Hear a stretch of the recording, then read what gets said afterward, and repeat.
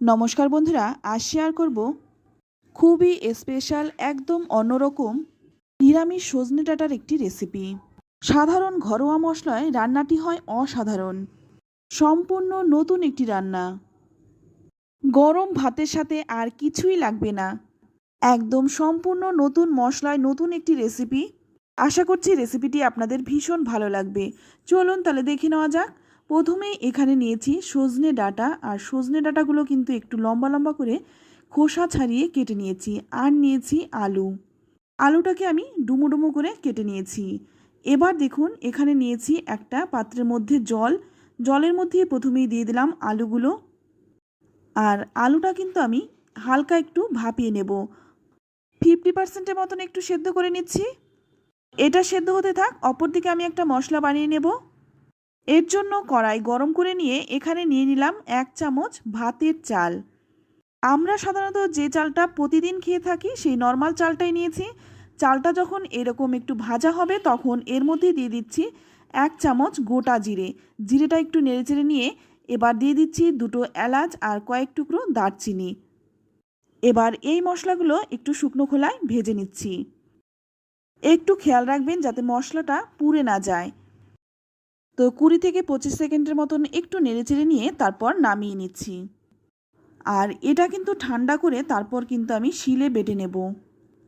এবার ওই গরম কড়াইয়ের মধ্যেই দিয়ে দিচ্ছি 3টে কাঁচা পাকা লঙ্কা আর 2টো শুকনো লঙ্কা, সঙ্গে দিয়ে দিলাম সামান্য একটু লবণ। লবণটা দিয়ে একটু নেড়েচেড়ে নিয়ে এবার দিয়ে দিলাম 2 ফোঁটার মতো সর্ষের তেলটা দিয়ে লঙ্কাগুলোকে একটু ভালো করে ভেজে নেব। তো দেখুন লঙ্কাটা কিন্তু খুব ভালো করে ভেজে নিলাম। এবার এটা তুলে নিচ্ছি। তারপর দিয়ে দিলাম 2 চামচ সর্ষের তেল। আর এদিকে দেখুন যে আলুটা আমি সেদ্ধ করে নিয়েছিলাম সেটা কিন্তু সেদ্ধ হয়ে গেছে। এবার জলটা ফেলে দিয়েছি। তেলটা গরম হয়ে গেলেই ফোড়নে দিয়ে দিচ্ছি 1/2 চামচ গোটা জিরেটা একটু ভালো করে ভেজে নিচ্ছি। ফোড়নটা যখন ভাজা হয়ে যাবে তখন এর মধ্যে দিয়ে দিচ্ছি যে সেদ্ধ করে রেখেছিলাম আলুটা, সেই আলুটা দিয়ে দিলাম। আলুটা কিন্তু ভালো করে একটু ভেজে নেব। প্রথম দিকে 2 মিনিট কিন্তু আমি এমনি আলুটা ভেজে নেব। তারপর 2 মিনিট পর এর মধ্যে দিয়ে দেব 1 চামচ হলুদ গুঁড়ো আর দিয়ে দেব স্বাদ অনুযায়ী লবণ। এবার নুন আর হলুদটা দিয়ে আলুটাকে খুব ভালো করে ভেজে নেব। আলুটা এমনভাবে ভাজতে হবে যাতে আলুর গায়ে হালকা লালচে রং ধরে যায়। আলুটা ভাজতে ভাজতে এখানে আমি শিলে লঙ্কাগুলো বেটে নেব। তো এদিকে দেখুন আলুটাও কিন্তু খুব ভালো করে ভাজা হয়ে গেছে।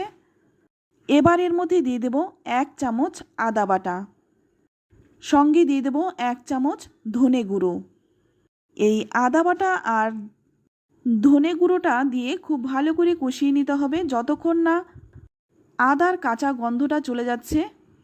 তো 2 মিনিটের মতো ভালো করে কষিয়ে নিয়ে এবার দেখুন এখানে দিয়ে দেব কেটে রাখা সজনে ডাঁটাগুলো। সজনে ডাঁটাটা দিয়ে খুব ভালো করে নেড়েচেড়ে মিশিয়ে নেব। তো বন্ধুরা, সজনে ডাঁটার তো অনেক রেসিপি খেয়েছেন, একবার এই রেসিপিটি বানিয়ে দেখুন। যারা সজনে ডাঁটা খেতে পছন্দ করে না তারাও কিন্তু আঙুল চেটে খাবে। তো ভালো করে নেড়েচেড়ে মিশিয়ে নিয়ে তারপর গ্যাসের আঁচটা লো টু মিডিয়ামে রেখে 5 মিনিট ঢেকে রাখবো। 5 মিনিট পর ঢাকনাটা খুলে নিলাম। এবার দেখুন এর মধ্যে দিয়ে দিচ্ছি যে বেটে রেখেছিলাম লঙ্কাটা, সেই লঙ্কা বাটাটা। তবে ঝালটা কিন্তু আপনারা নিজেদের স্বাদ অনুযায়ী দেবেন। এবার লঙ্কা বাটাটা দিয়ে খুব ভালো করে নেড়েচেড়ে মিশিয়ে নেব। যাতে লঙ্কা বাটাটা খুব ভালো করে মিশে যায় তাই সামান্য একটু জল দিয়ে দিলাম। জলটা দিয়ে খুব ভালো করে নেড়েচেড়ে মিশিয়ে নেব। তো দেখুন মশলাটা কত সুন্দরভাবে মিশে যাচ্ছে। জলটা না দিলে কিন্তু এইভাবে মশলাটা মিশবে না। এবার আবারও কিন্তু গ্যাসের আঁচটা লো টু মিডিয়ামে রেখে 5 মিনিট ঢেকে রেখেছিলাম। 5 মিনিট পর ঢাকনাটা খুলে নিলাম। আর এখন দেখুন মশলাটা কিন্তু খুব ভালো করে কষানো হয়ে গেছে। এবার এর মধ্যে দিয়ে দেব গরম জল। আর এখন কিন্তু জলের পরিমাণটা একটু বেশি দেব, কারণ এই রান্নাটা কিন্তু নামানোর পরে অনেকটাই টেনে যায়, তাই জলটা কিন্তু আগেই একটু বেশি দিতে হয়। তো ভালো করে একটু নেড়েচেড়ে মিশিয়ে নিয়ে 5 মিনিটের মতো ফুটিয়ে নেব। তো 4-5 মিনিট ভালো করে ফুটিয়ে নিয়ে আবারও ভালো করে নেড়েচেড়ে মিশিয়ে নিচ্ছি। আর এখন কিন্তু আলু সজনে ডাঁটা খুব ভালো করে সেদ্ধ হয়ে গেছে। তো দেখুন একটু দেখিয়ে দিচ্ছি, আলুটা আর সজনে ডাঁটা কিন্তু একদম নরম হয়ে গেছে। এবার এর মধ্যে দিয়ে দেব যে বেটে রেখেছিলাম মশলাটা, সেই মশলাটা দিয়ে দিলাম। আর এটাই কিন্তু এই রান্নার স্পেশাল মশলা। এই মশলাটা দিয়ে রান্নাটা করে দেখুন, আমি গ্যারান্টি দিয়ে বলতে পারি যে কোনো নিরামিষ রান্নাকে টেক্কা দেবে। আর এই রান্নাটা কিন্তু গরম গরম ভাতের সাথে জাস্ট অসাধারণ লাগে। সাধারণ ঘরোয়া মশলায় এত সুন্দর একটি রান্না আপনারা একবার না বানিয়ে খেলে বুঝতে পারবেন না। তাই বন্ধুরা, আপনাদের কাছে রিকোয়েস্ট রইল অন্তত একবার হলেও সজনে ডাঁটা থাকতে থাকতে এই রেসিপিটি বানিয়ে খান। খেয়ে আমাকে কমেন্টে লিখে জানান খেয়ে আপনাদের কেমন লাগলো। তো এখানে দেখুন আমার মনে হচ্ছে একটু লবণে কম, তাই লবণটা একটু দিয়ে দিলাম। আর দিয়ে দিচ্ছি 1 চামচ চিনি। চিনিটা দিলাম স্বাদটা ব্যালেন্সের জন্য। অবশ্যই এই চিনিটা দেবেন। চিনিটা দিলে কিন্তু স্বাদটা ব্যালেন্স হয় আর খেতেও ভীষণ ভালো হয়। চিনিটা দিয়ে ভালো করে নেড়েচেড়ে মিশিয়ে নিচ্ছি। তারপর 2 মিনিট একটু ফুটিয়ে নিয়ে নামানোর আগে দিয়ে দিচ্ছি 1 চামচ ঘি।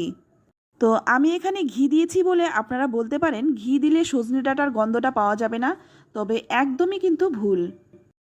আপনারা একবার বানিয়ে দেখুন, খেয়ে তারপর আমাকে কমেন্টে লিখে জানান। তো ঘিটা দিয়ে ভালো করে নেড়েচেড়ে মিশিয়ে নিয়ে 10 মিনিট স্ট্যান্ডিং টাইম দিয়ে নামিয়ে নেব। তো নামিয়ে নিচ্ছি। আর এটা দেখতে যতটা সুন্দর, খেতেও কিন্তু অসাধারণ হয়। আর একবার বানিয়ে খেলে বারবার কিন্তু এভাবেই রান্না করতে ইচ্ছে করবে। তো বন্ধুরা, রেসিপি ভালো লাগলে অবশ্যই লাইক, কমেন্ট আর শেয়ার করবেন। আর আপনি যদি আমার চ্যানেলে নতুন হয়ে থাকেন, চ্যানেলটা সাবস্ক্রাইব করে নেওয়ার অনুরোধ রইল। আজ এই অবধি, আবারও দেখা হবে অন্য কোনো নতুন রেসিপিতে। ততক্ষণ সকলে ভালো থাকবেন, সুস্থ থাকবেন আর সকলকেই ধন্যবাদ।